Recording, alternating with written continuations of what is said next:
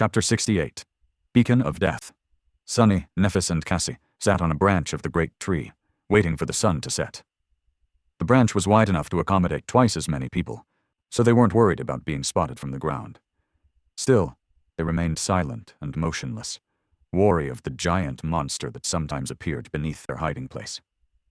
Ndant. The sound of his footsteps sent shivers through the tense bodies of the three sleepers. Not once since coming to the Forgotten Shore had Sunny hoped for the night to come faster, but there was a first time for everything. They could only proceed with the next step of the plan after darkness had fallen, so there was nothing to do now but wait. Sitting with his back against Neff and Cassie, Sunny stared into the distance and tried not to think about anything. Obsessing over past mistakes and future risks was only going to dampen his resolve, and it was already in short supply. Meeting a setback so early into the plan really threw Sunny off his game. He still couldn't recover from the sudden loss of the precious Echo. Of course, he knew beforehand that many things could go wrong. In fact, he had even warned the girls that there were too many unpredictable elements, and thus it was impossible to reliably predict their chances of success. Nevertheless, he had not expected to lose the strongest member of their group at the very beginning. The first stage of the plan was supposed to be the safest. Things to come were going to be much more dangerous. Sunny looked at the darkening skies, barely visible through the thick canopy of the great tree's crown, and listened to the noise of the rising sea. In the dim twilight, Cassie shifted a little, and then gently squeezed his hand. Her warm touch made Sunny tense up, but then, realizing that the blind girl was just trying to console him, he allowed himself to relax. Stupid. What am I, a kid? Holding hands will not solve anything. But, despite these grumbling thoughts, Sunny reluctantly realized that he did feel a bit reassured, with no logical reason at all. Maybe they were going to pull this off after all. If this was their will, who dared to stop them? Soon, the night descended, drowning the world in absolute darkness. The Ashen Barrow had become an island in the black, undulating void of the dark sea. The branches of the great tree swayed gently in the darkness, their vibrant scarlet leaves now indistinguishable from the obsidian surface of the wood. The leaves whispered and rustled, creating a calming melody in the threatening murmur of the surging waves. Sunny sighed, knowing that the moment of truth was approaching. He was sure of his plan, as far as it was possible to be sure of anything in this cursed place, but he also knew all the risks and all the things that could go wrong. At the end of it all, they were still tossing a coin, hoping that its fall was not going to spell their doom. He felt Neff's position shift. She turned her head and glanced in his direction, a calm expression on her face. Today, her inexplicable ability to remain composed in any situation, no matter how dire, was especially frustrating. Even though Changing Star could not see anything in the pitch-black darkness of the starless void, she knew that he would notice her questioning look. Sunny closed his eyes, then opened them again, and slowly exhaled. Let's begin. The three of them moved, performing a rehearsed set of motions. Cassie carefully shifted to the side, giving Sunny and Nephis space to do what needed to be done. Sunny gently placed the seaweed rucksack between himself and Neff, then opened it. His motions were slow and cautious. Inside the rucksack, 2 large clay containers lay surrounded by several layers of soft seaweed fiber. These jars were made by Sunny himself, and as such were not particularly sturdy. After all, he wasn't a craftsman. All his knowledge about pottery was received in a single day of listening to Teacher Julius's rants about the importance of clay in the development of human civilization. Still, he at least remembered the basics. Inside the jars, all the oil they had gathered from the centipede monsters splashed around, making Sunny's heartbeat unsteady. A centipede monster had 2 sacs in its body, each containing a different oily substance. When mixed, these substances produced an incredibly corrosive, deadly oil that could eat through a scavenger's carapace in seconds. It was also highly flammable. The jars contained the 2 components of the centipede oil.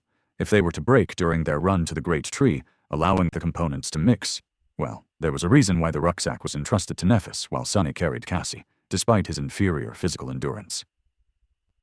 The centipede oil was the centerpiece of his plan. Placing the clay jars on the branch, Sunny took out one last thing from the rucksack. It was a makeshift torch made out of bone and, yeah, more seaweed. Traditionally, torches were supposed to be made out of wood, but on the Forbidden Shore, bones were much more easily found than sticks.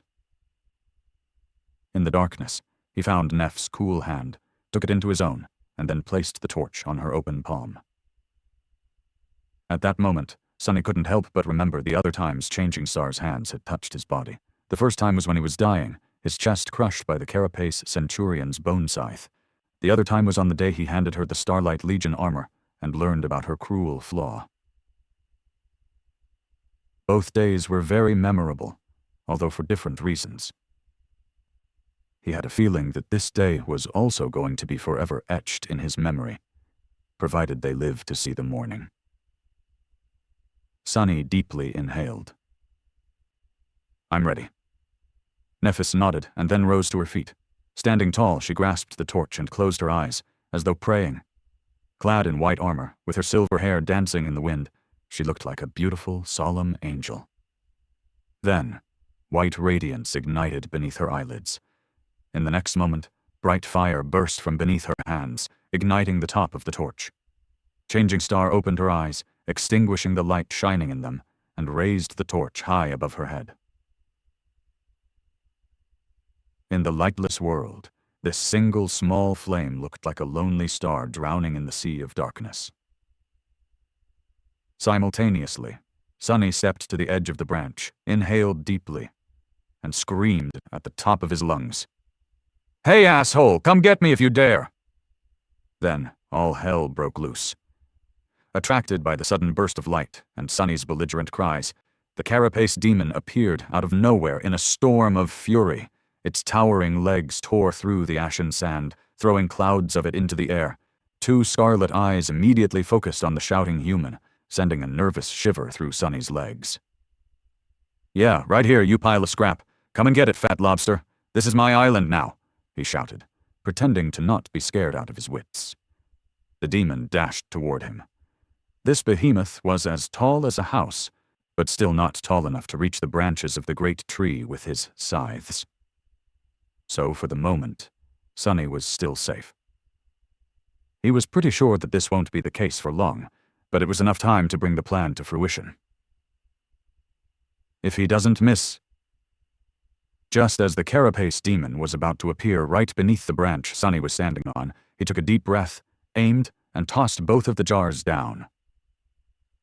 The creature reacted with lightning speed, slicing both jars into pieces with his horrible scythes. However, it was of no use. The oily liquids contained inside still rained on its carapace in a torrent, followed by a scattering of clay shards. If anything, it only made the surface of the impact larger, covering most of the demon's metal carapace in a layer of liquid. The two components mixed, producing the deadly corrosive oil, which then burned into the lustrous armor. Sunny held his breath. However, the centipede monster's oil, which was capable of destroying the unbreakable chitin of both scavengers and centurions, turned out to be completely ineffective against the strange alloy covering the Carapace demon's body. It didn't even leave a scratch on it. Sunny's face darkened. "That's..." Nephis silently appeared by his side, raising an arm. "Just as I expected." Luckily, Sunny did not put a lot of value on the oil's corrosive qualities. To begin with, he needed the oil for its other quality: its flammability. Guided by the loud sounds produced by the massive monster, Nephis moved and threw the torch down with a powerful swing of her arm.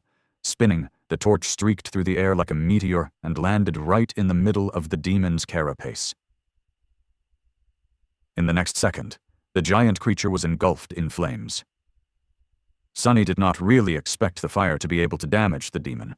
He was sure that the behemoth could withstand much more than just simple heat. But now, covered in the burning oil, the Carapace demon shined brightly in the pitch-black night of the Forgotten Shore. He had turned into a fiery beacon, calling all the monsters of the cursed dark sea to come crawling from its black depths.